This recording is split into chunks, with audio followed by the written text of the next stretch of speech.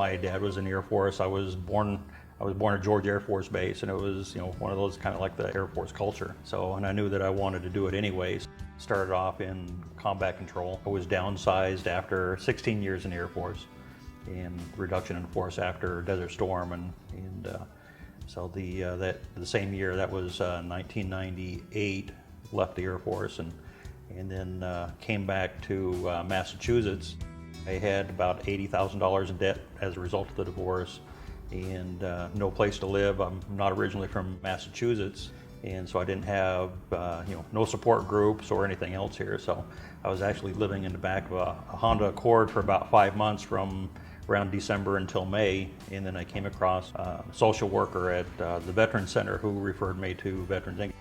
During that time, it provided a place for me to to establish a new base and start developing support groups for my supports for myself, and going out, and I started working 3 jobs and started doing nothing but just working all the time. I worked about an average about 110 hours a week for about 2 years. It took me about 3 months to get all the jobs in place, and then I saved up $160,000 and paid off all the debt, and made sure I was stayed on top of my child support, and went out and bought a fixer-upper house and out in Orange, which is about 15 minutes away from my kids. So I started working with veterans while I was in the Air Force, and then started adding to my skills, and going into learning hypnosis and learning timeline therapy, learning a lot of things that relate to post-traumatic stress and trauma and those kind of things, and working with vets, trying to release those, the PTSD and those kind of things. So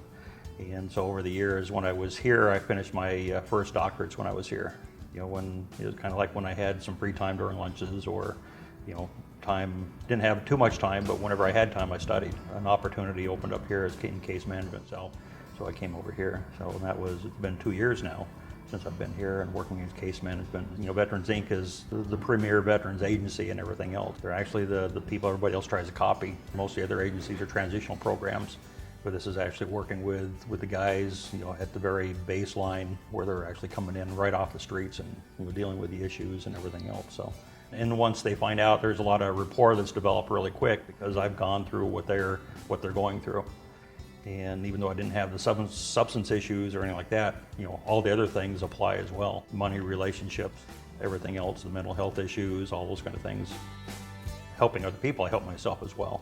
Everybody that I come across, regardless of what their background is, I learn something from everybody. I don't know what would have happened. It was pretty traumatic.